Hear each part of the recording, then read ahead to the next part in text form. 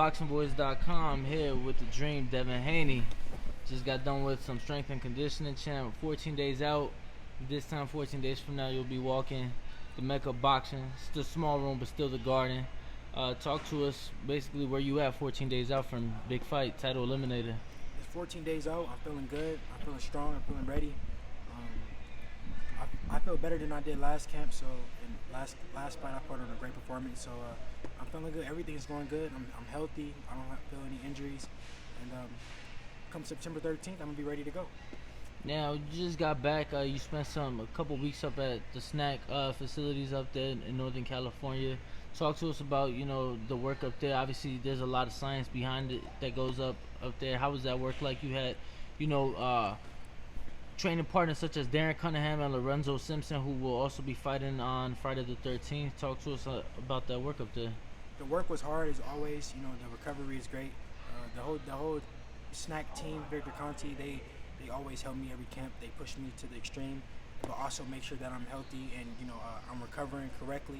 Taking my vitamins and everything. Training camp went great up there. I'm happy to be back here, back at home, to finish my camp. Darren Cunningham and Lorenzo Simpson both helped me tremendously, pushed me to the limit during camp. So come September 13th, they also gonna be more than ready for the fight, their own fights.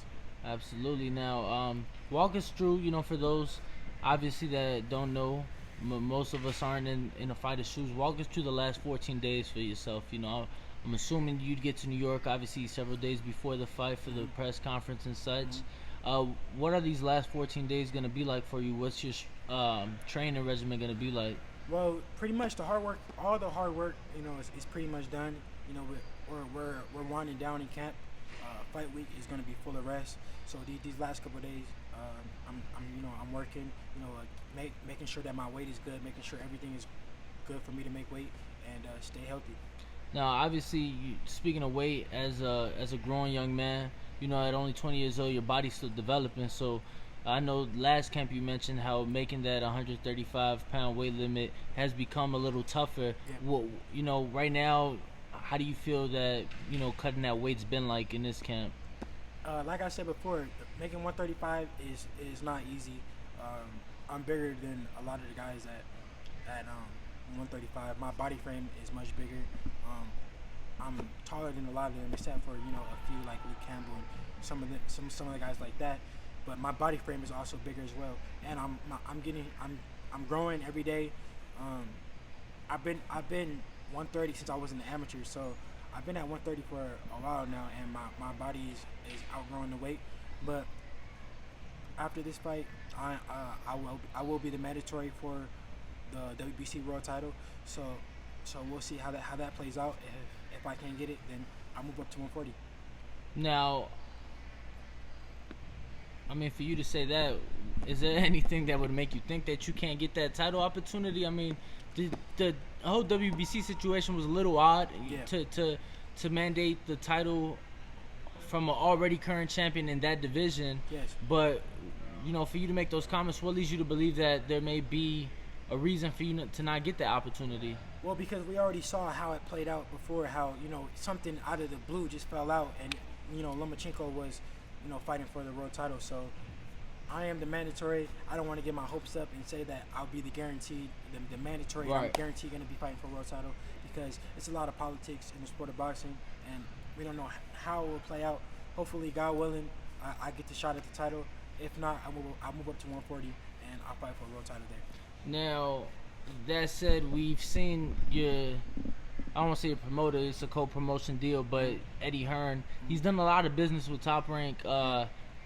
Despite the shit talking between him and Bob, they seem to do a lot of business. Tomorrow, for example, that Lomachenko and Luke Campbell fight. Do you have faith in the team that behind you to give you that opportunity that you deserve once you come out victorious on Friday the 13th? Of course, I know my team is going to do whatever they can to give me to fight for a world title, to be fighting for a world title. I know that for a fact.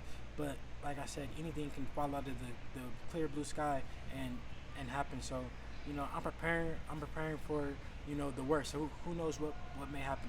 But come September 13th, I'm gonna put on a great performance. I'm gonna go in there and take care of business, and then earn that number 1 spot, and we'll see what happens. Would you say that you've been training in this camp as if it were the world title fight? Because Definitely, most people think it should have been. Because the winner on paper is going to be fighting for a world title. So if I want a chance to be fighting for the world title, I got to win this fight. So this fight is basically like a world title to me, because if I don't win this, then I won't be fighting for one. Now, how much do you know about your opponent? I've looked up some footage, very few fights that I'm able to find, and some maybe not the best quality, or a lot of his opponents, not too many people are familiar with them. How much do you know? I pretty much know what's on the internet.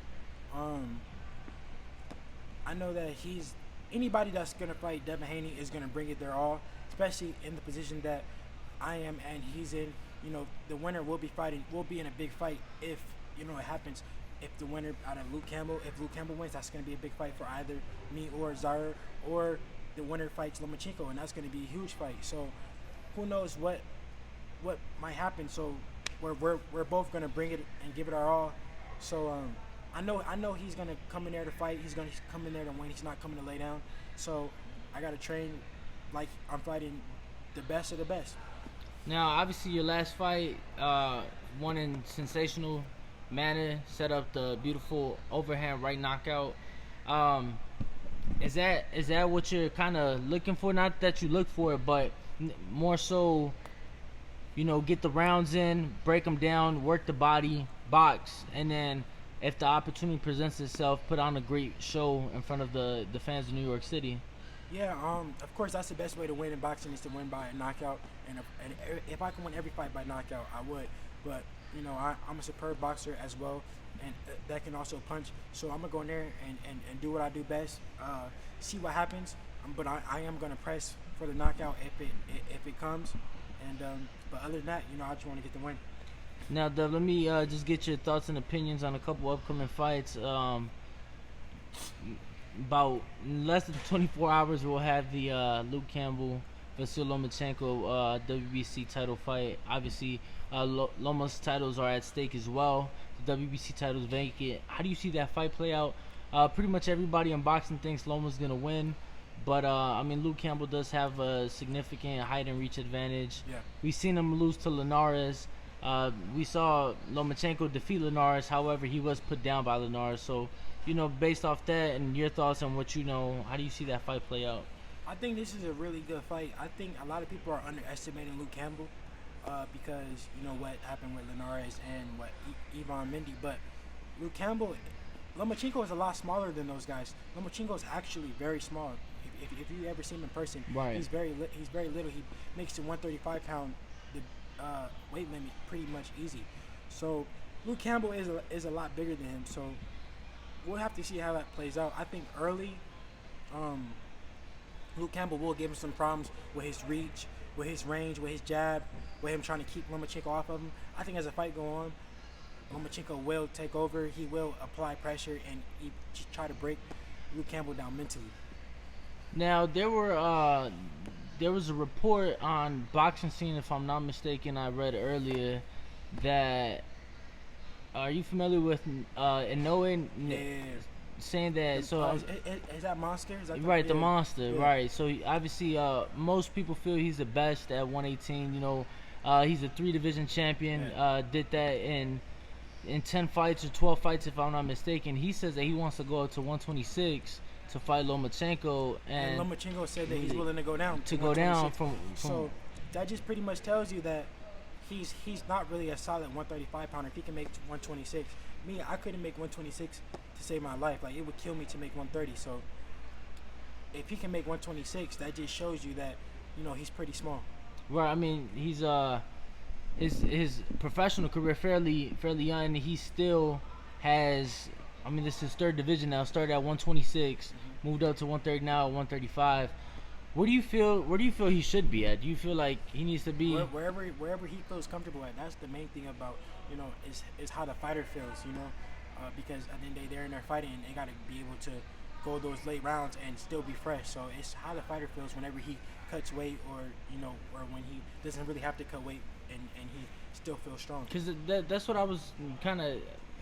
I mean, I'm not a fighter, but there's no way that it's in the fighter's best interest or necessarily healthy just to go up and wait, come back down. You get what I'm saying? We saw a case in that with Roy Jones.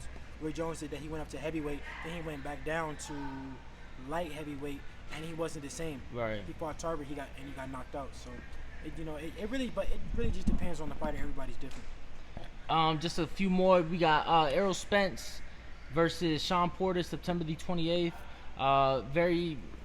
I think it's going to be a very good fight. I don't see it going the distance. What are your thoughts on that, champ? I think that is a good fight. Sean Porter is always in a good fight. He's always going to bring it. He always comes to fight, no matter who it is. So he's going to test Errol Spence. He's going to try to put the pressure on him, and we're going to see how Earl, can react to somebody who's rugged, dirty.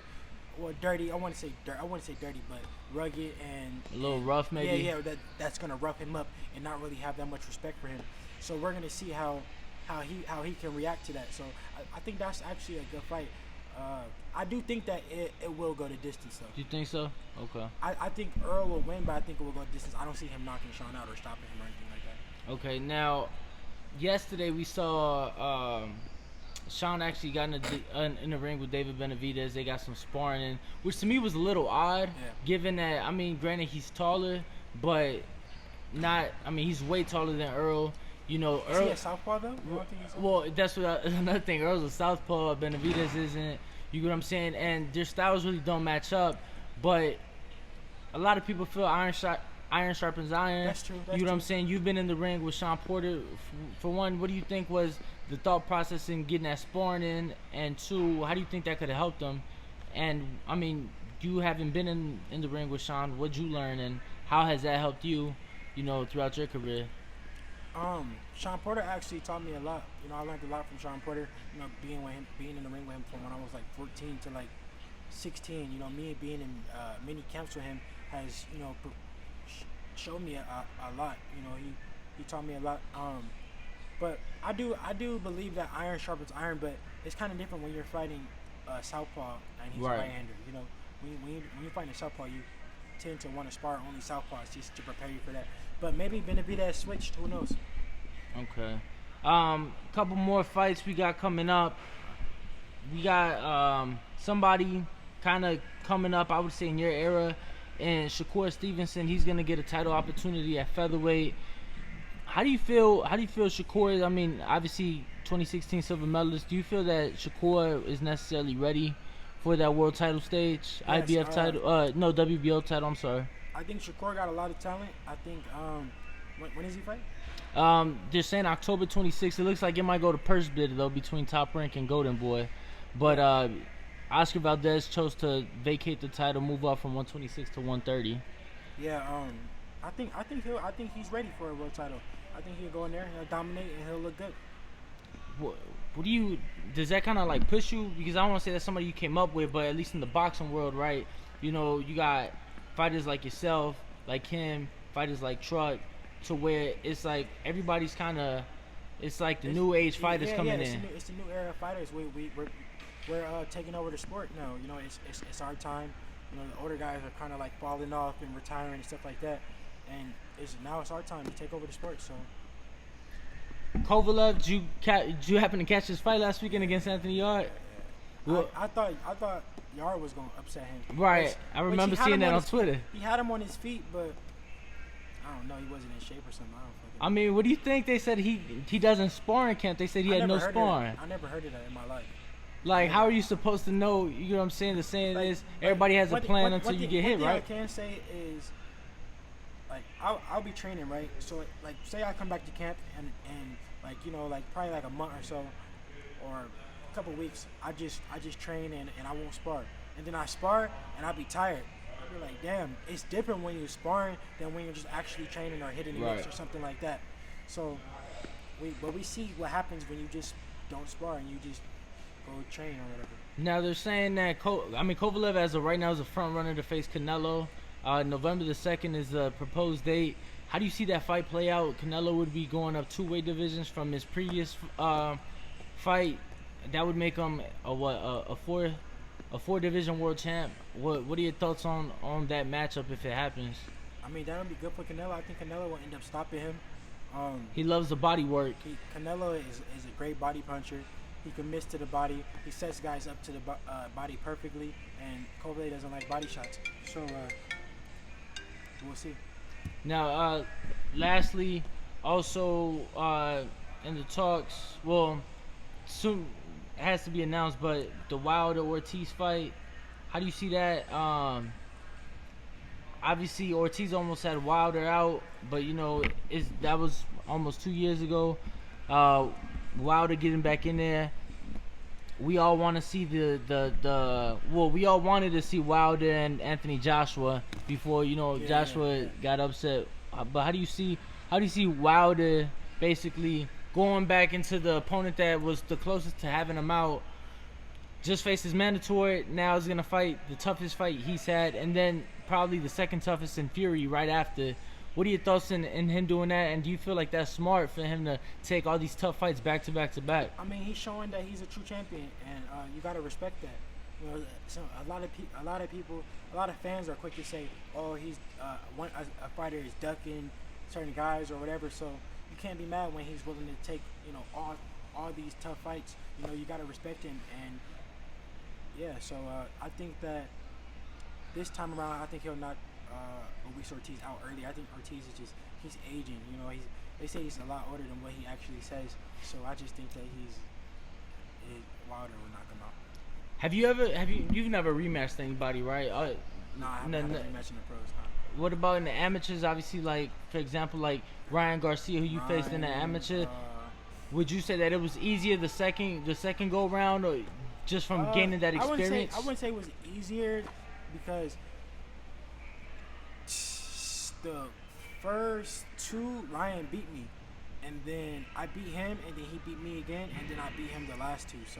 So you guys 3-3. Yeah, so I wouldn't say it was easier, but as I got older, it got easier because we fought. Our first fight when we were like 10 years old. So you know, me and Ryan, we got a lot of history. December 7th, right? They're saying AJ Ruiz. Who is at an advantage, would you say, in that fight? I don't really think nobody. What? You know, we all know Joshua's gonna bring out the UK fans. The UK fans are gonna come support. I think the Mexican fans are gonna come and support Ruiz too. So I don't really think nobody has an advantage in that fight.